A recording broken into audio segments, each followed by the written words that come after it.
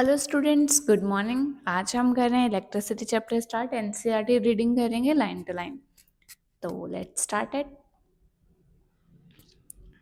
Chapter का नाम है इलेक्ट्रिसिटी। तो इलेक्ट्रिसिटी आपको पता ही होगा क्या होती है, ठीक है जी। क्या बोला सबसे पहले कि इलेक्ट्रिसिटी है जो बहुत ज़्यादा इम्पोर्टेंट है मॉडर्न सोसाइटी में। ऑब्वियसली 2 मिनट अगर लाइट ना हो हमारे घर में कितना हमें दिक्कत हो जाती है, ठीक है। तो इसमें बस ये बोला कि इलेक्ट्रिसिटी क्या होता है, स्कूल्स में होती है, होम्स में होते हैं यूजेस उसके, ठीक है।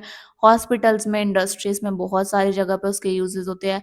कौन कौन से उसके कॉन्स्टिट्यूएंट्स होते हैं, कैसे बनी है इलेक्ट्रिसिटी, कैसे फ्लो करता है इलेक्ट्रिक करंट, तो कौन कौन से फैक्टर्स को रेगुलेट करते हैं, कंट्रोल करते हैं, ये सब कुछ हम लोग इस चैप्टर में पढ़ेंगे।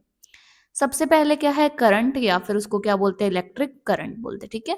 तो बोल रहा है कि हम फेमिलियर है एयर करंट से और वाटर करंट से, हमने पहले छोटे क्लासेस में पढ़ रखा है।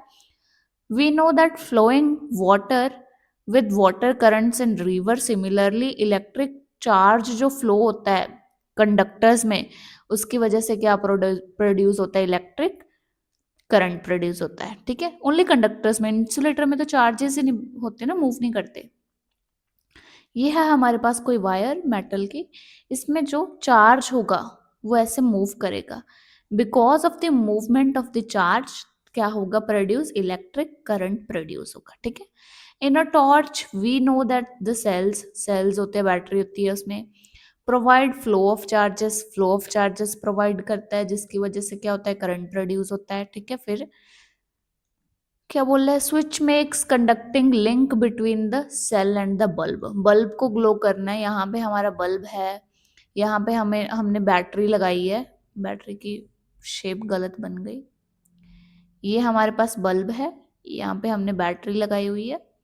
अगर यहाँ पे हमने स्विच नहीं लगाई है, ऐसे स्विच नहीं लगाई है, तो फिर हम इसको ऑन ऑफ कैसे करेंगे, ठीक है। तो स्विच क्या करता है, स्विच इज ऑल्सो इम्पॉर्टेंट, एक लिंक बनाता है। A switch makes conducting link between the cell and the bulb. A continuous and closed path of electric current is called electric circuit. ये सर्किट बन जाता है। इसमें एमीटर लगा सकते हैं। दो चीजें हमारे पास होती हैं, एक होता है हमारे पास एमीटर, एमीटर क्या करता है, करंट को, करंट की रीडिंग्स को बताता है। एक होता है वोल्ट मीटर, वो वोल्टेज की रीडिंग को बताता है। जैसे हमारे पास स्पीडोमीटर होता है, ओडोमीटर होता है। ओडोमीटर क्या करता है, डिस्टेंस बताता है, और स्पीडोमीटर स्पीड बताता है। वैसे ही एम मीटर करंट बताता है, और जो वोल्ट मीटर है वो वोल्टेज बताता है, ठीक है। फिर क्या बोला है कि कैसे एक्सप्रेस करोगे इलेक्ट्रिक करंट को, इलेक्ट्रिक करंट कैसे एक्सप्रेस करेंगे हम लोग, कि amount of charge flowing through a particular area unit time में, ठीक है। फ्लो कर रहा है, ये फ्लो ऑफ इलेक्ट्रिक चार्जेस होते हैं, उनको क्या बोलते हैं हम, करंट बोलते हैं, उसकी वजह से करंट प्रोड्यूस होता है, ठीक है।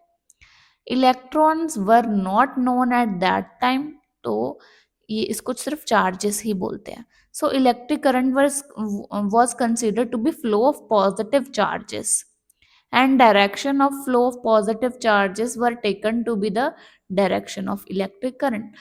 तो जब ये इलेक्ट्रिक करंट की डिस्कवरी हुई, तब लोगों को, साइंटिस्ट को नहीं पता था कि इलेक्ट्रॉन क्या चीज होती है। तो उन्होंने बताया बस कि कोई पॉजिटिव चार्ज होगा, because of positive charge flow करता है, इसकी वजह से ही क्या होता है, करंट प्रोड्यूस होता है। जिस डायरेक्शन में ये फ्लो करेंगे उसी डायरेक्शन में करंट फ्लो करेगा, ठीक है। फिर क्या है, in electric current the direction of current is taken as opposite to the direction of flow of electrons. अगर हमने इलेक्ट्रॉन्स ड्रॉ किए हैं, इलेक्ट्रॉन्स इस डायरेक्शन में जा रहे हैं, तो करंट की डायरेक्शन इधर, ठीक है। अगर चार्ज नेगेटिव है तो ऑपोजिट डायरेक्शन, चार्ज की डायरेक्शन और करंट की। अगर चार्ज पॉजिटिव है तो दोनों की डायरेक्शन क्या हो जाएगी, सेम हो जाएगी, ठीक है बेटा जी। देन आगे, ये हमारे पास एक फॉर्मूला, ये आपको याद होना चाहिए जी। Q क्या है, नेट चार्ज, नेट मतलब टोटल, टोटल चार्ज फ्लो कर रहा है किसी भी क्रॉस सेक्शन में, किसी कंडक्टर के, T टाइम है, I करंट है, तो ये हमारा फॉर्मूला बन गया, इसको आपको याद करना है। फिर क्या बोला कि SI यूनिट है जो इलेक्ट्रिक चार्ज की, वो क्या है, कुलम। यहाँ पे देखो मैच नहीं करती यूनिट, ठीक है। कूलम आपको पढ़ना है, एम्पियर आपको पढ़ना है, एम्पियर यूनिट है करंट की, ठीक है। तो ये सब आपको पढ़ना है, तो अच्छे से आपको याद रखना है। तो क्या बोला है कि एक चार्ज में कितने इलेक्ट्रॉन्स होते हैं, यहाँ पे आप लिख लो चाहे साइड पे, एक कूलम में कितने कितने इलेक्ट्रॉन्स हैं, 6 10 की पावर 18 इलेक्ट्रॉन्स, ठीक है। ये आपको ये लिख लो। फिर क्या बोल रहा है, the electric current is expressed by a unit, कौन सी यूनिट, एम्पियर। इलेक्ट्रिक करंट की कौन सी यूनिट है, एम्पियर। आई की यूनिट है एम्पियर, क्यू की यूनिट है कूलम, टाइम की सेकेंड, ठीक है।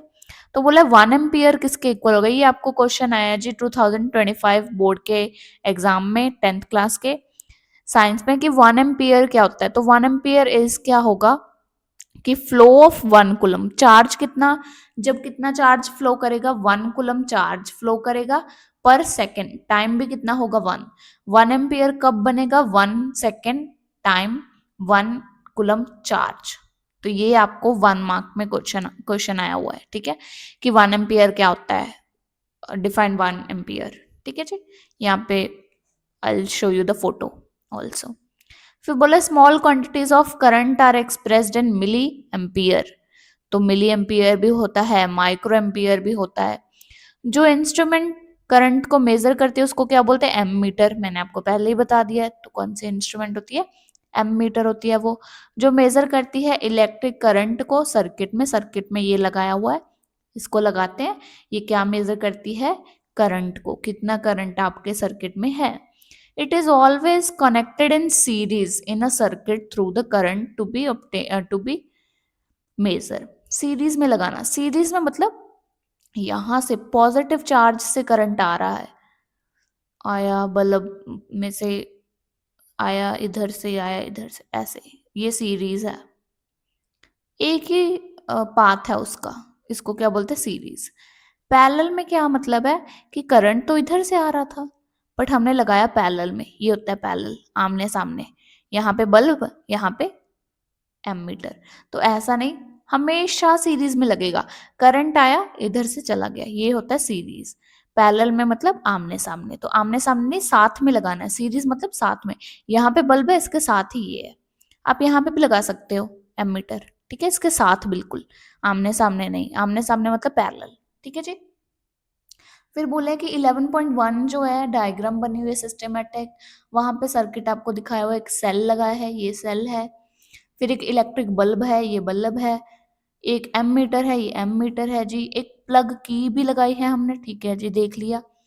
फिर बोल रहा है electric current flows in the circuit from the positive terminal to the negative terminal, फिर उस वो बल्ब में से जाके जाएगा और कहाँ से जाएगा, एमीटर में से, ठीक है, या पॉजिटिव लिखा हुआ ना, तो पॉजिटिव डायरेक्शन में से जाएगा, पॉजिटिव टू नेगेटिव फ्लो करेगा करंट, ठीक है बेटा जी। देन आगे करते हैं हम।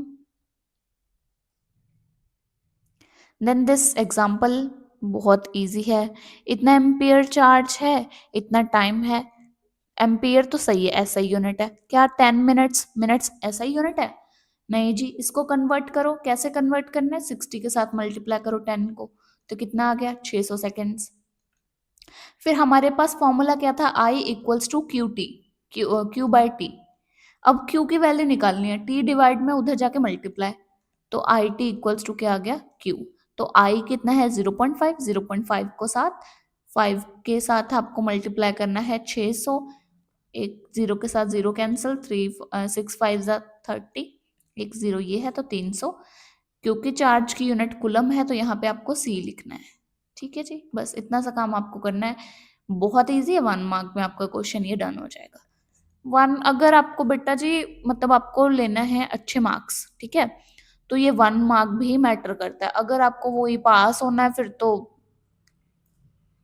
क्या ही बोलूं मैं, चलो। Then this topic very very important topic and very very confusing topic, कभी समझ में ही नहीं आता है इलेक्ट्रिक पोटेंशियल क्या होता है और पोटेंशियल डिफरेंस क्या होता है। एक बार एनसीईआरटी रीड कर लेते हैं टॉपिक की, देन हम पढ़ेंगे कि सिंपल वे में इसको कैसे पढ़ना है, ठीक है। क्या बोला उन्होंने, charges do not flow in copper wire by themselves just as in water perfectly horizontal tube doesn't flow. One end of the tube is connected to a tank जहां पे वाटर होता है हायर लेवल पे, फिर pressure create होता है between the two ends, फिर water flow करता है। वैसे ही सेम चार्जेस के लिए इन अ conducting metallic wire, gravity of course has no role to play. The electrons move if there is a difference. Electric pressure का अगर डिफरेंस होगा उसको क्या बोलते हैं? Potential difference. ठीक है, डिफरेंस होना चाहिए, यहाँ पे डिफरेंस होगा, प्रेशर का डिफरेंस। प्रेशर का डिफरेंस ये समझ लो, यहाँ पे बहुत सारे बंदे बैठे हैं, बहुत सारे स्टूडेंट्स बैठे हैं, अभी इतनी सफोकेशन हो रही है तो क्या क्या बोलेंगे वो कि हम तो यहाँ से जा रहे हैं जी, बहुत सारी सफोकेशन हो रही है हमें तो ऐसे प्रेशर क्रिएट होता है, फिर क्या होगा? चार्जेस मूव करेंगे। This difference of potential may be produce by the battery, और ज्यादा एक से ज्यादा अगर सेल्स लगाए हैं आपने, the chemical action within a cell generates potential difference across the terminals of the cell even when no current is drawn. When the cell is connected to a conducting circuit, the potential difference sets the charges in motion। ठीक है, potential difference से क्या होता है? Charges motion में आ जाते हैं। ठीक है जी, पोटेंशियल डिफरेंस की बात करें, इलेक्ट्रिक पोटेंशियल की नहीं। ठीक है, फिर क्या बोला? इलेक्ट्रिक पोटेंशियल को कैसे डिफाइन करेंगे? The difference between two points in a electric circuit carrying some current as the work done to move a unit charge from one point to other. Simple way में हम क्या पढ़ेंगे? दो topic क्या है हमारे पास? एक है इलेक्ट्रिक पोटेंशियल, एक है पोटेंशियल डिफरेंस। इलेक्ट्रिक पोटेंशियल क्या है कि दो पॉइंट्स आप लेट कर लो, एक ये पॉइंट है, एक ये पॉइंट है, यहाँ पे ए पॉइंट है, यहाँ पे बी पॉइंट है। बी पॉइंट से ए पॉइंट तक हम एक यूनिट चार्ज लेके आए हैं जिसका छोटा सा क्यू कर लेते हैं, स्मॉल क्यू, जिसका वैल्यू है 1 कूलम यूनिट चार्ज। इसको यहां से बी पॉइंट से क्यू पॉइंट तक लेके गए हैं। V इक्वल्स टू जो इलेक्ट्रिक पोटेंशियल है वो किसके इक्वल होगा? कि जितना आपने वर्क डन लगाया है ओवर जितना आपका चार्ज है। ठीक है, एक पॉइंट से दूसरे पॉइंट तक आप चार्ज को लेके आए हो, उसमें आपका कितना वर्क डन हुआ है अपॉन कितना आपका चार्ज है, उसको क्या बोलते हैं? Electric potential. ठीक है, अभी पोटेंशियल डिफरेंस क्या होगा कि एक हमारे पास पॉइंट है बट चार्ज हम लोग लेके आए इन्फिनिटी से, इन्फिनिटी से हमने चार्ज एक पॉइंट तक लाया। ठीक है, उसको क्या बोलते हैं? Potential difference. पोटेंशियल डिफरेंस और इलेक्ट्रिक पोटेंशियल में ये सबसे बड़ा डिफरेंस है। इलेक्ट्रिक पोटेंशियल में क्या होगा कि दो पॉइंट्स होंगे और पोटेंशियल डिफरेंस में हम लोग इन्फिनिटी से चार्ज लेके आएंगे। ठीक है, फिर क्या बोला है? ये होता है इसका फॉर्मूला, ये हमने कर लिया। ऐसा यूनिट क्या होते हैं? वोल्ट होते हैं। इसके साइंटिस्ट था, उसके नाम की वजह से इसका नाम है। 1 वोल्ट किसके इक्वल होता है? ये भी आपको क्वेश्चन आ सकता है क्योंकि 1 एम्पियर आपको आया हुआ है। 1 volt is the potential difference between two points in a circuit in a current carrying conductor when 1 joule work done होगा और 1 कूलम का ही आपके पास क्या है? चार्ज। ये आपको लिखना है अच्छे से। ठीक है, ये भी लिखना है, गलती से इसको कट हो गया मेरे से, ये लिखना है। फिर क्या बोला था? पोटेंशियल डिफरेंस कैसे मेजर करते हैं? एक इंस्ट्रूमेंट होती है, कौन सी इंस्ट्रूमेंट होती है? Volt meter. वोल्ट मीटर कैसे कनेक्ट होता है? ऑलवेज पैरेलल कनेक्ट होता है। ये आपको वाइवा में भी आ सकता है, 12th क्लास के। ठीक है, उसमें भी काम आएगा आपको अगर आपने साइंस लेना है स्ट्रीम। अदरवाइज इसमें तो आएगा ही आएगा। जैसे हमारे पास ये सर्किट है, ज्यादा बड़ा नहीं बना रहे, ऐसे ही थोड़ा सा सर्किट बना लेते हैं। तो यहाँ पे होगा आमने सामने, पैरेलल मतलब आमने सामने। अभी हम पैरेलल और सीरीज वाला कंसेप्ट भी करेंगे, उसमें ज्यादा क्लियर हो जाएगा ये सब। देन क्या बोला है कि कितना वर्क डन होगा अगर 2 कूलम चार्ज हमने मूव करवाया है? पोटेंशियल डिफरेंस कितना है? 12। आप ये छोड़ ही दो, चाहे पोटेंशियल डिफरेंस और इलेक्ट्रिक पोटेंशियल वाला टॉपिक चाहे छोड़ दो, आपको क्या करना है? बस इसका जो फॉर्मूला है वो याद कर लो। ठीक है, बस क्या बोल रहा है? इतना चार्ज है, इतना वर्क डन है। हमारे पास फॉर्मूला क्या था? Work done. हम सॉरी, वर्क डन नहीं था, वर्क डन तो बनाएंगे। हमारे पास था कि voltage equals to work done upon charge. तो हमने क्या निकालना है यहाँ पे? Work done. वर्क डन किसके इक्वल होगा? ये इधर डिवाइड में, उधर जाके multiply. V q equals to आ जाएगा वर्क डन, तो इन दोनों को मल्टीप्लाई कर दो, कितना आ जाएगा? 24 कूलम। कूलम जाउल, जाउल आएगा 24 जाउल। ठीक है,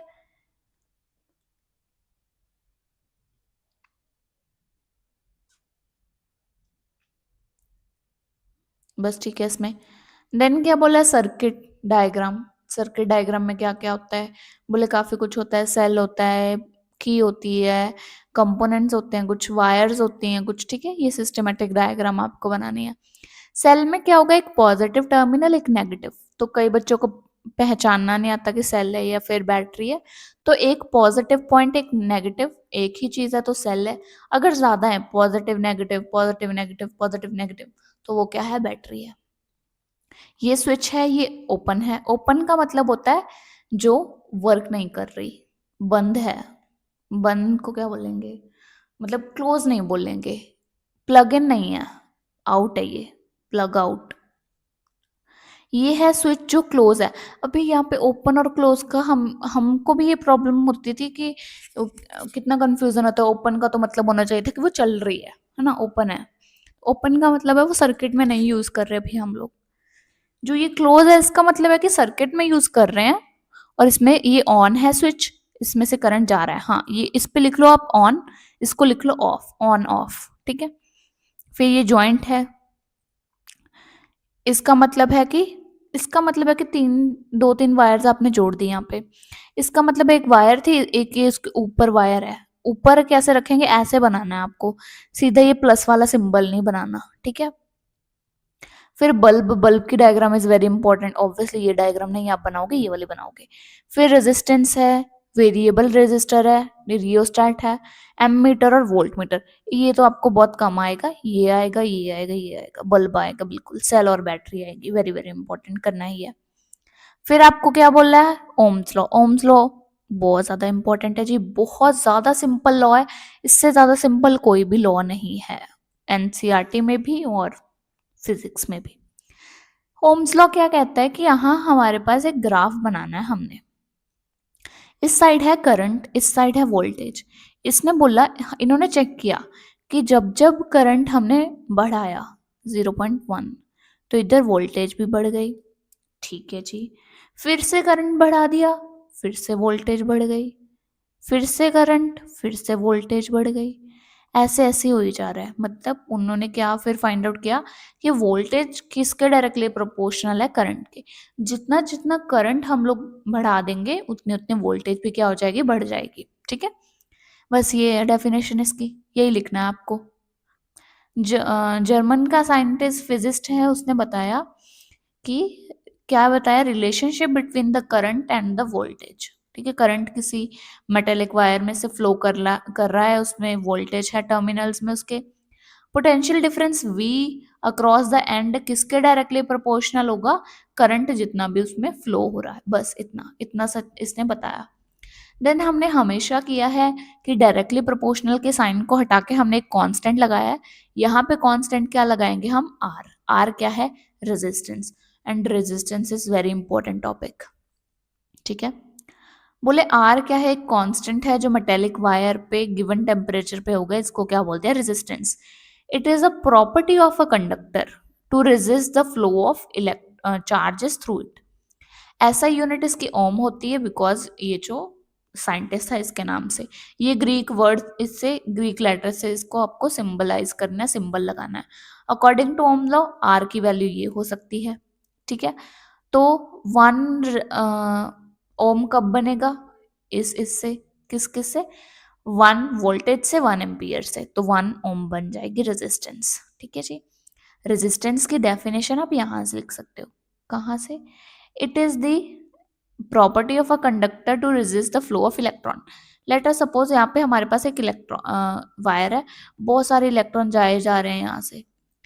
हमने यहाँ पे लगा दिया है रेजिस्टेंस, वो कम इलेक्ट्रॉन भेजेगा, थोड़े थोड़े, जो इलेक्ट्रिसिटी फ्लो करेगी वो कम करेगी। हमने घर पे अगर कभी सुना हो आपने, तो क्या होता है कि कभी बोलते हैं लाइट ज़्यादा आ गई, लाइट कम है, तो उससे क्या होता है, अगर ज़्यादा आ जाती है, हमारा कोई भी हीटर है, जो आयरन है, हमारी प्रेस जिसको बोलते हैं, तो वो सारी चीज़ें खराब हो जाती है, शॉर्ट सर्किट हो जाता है। तो इसकी वजह से क्या होता है, रेजिस्टेंस वगैरह लगानी पड़ती है, ताकि जो हमारे महंगे और बड़े बड़े प्रोडक्ट्स हैं, ये जो फ्रिज वगैरह है और प्रेस वगैरह है, ये खराब ना हो जाए। आयरन बोलते हैं उसको, तो प्रेस भी समझ में आ जाएगा आपको। ये हीटर वगैरह कुछ भी ऐसा खराब ना हो जाए, ठीक है।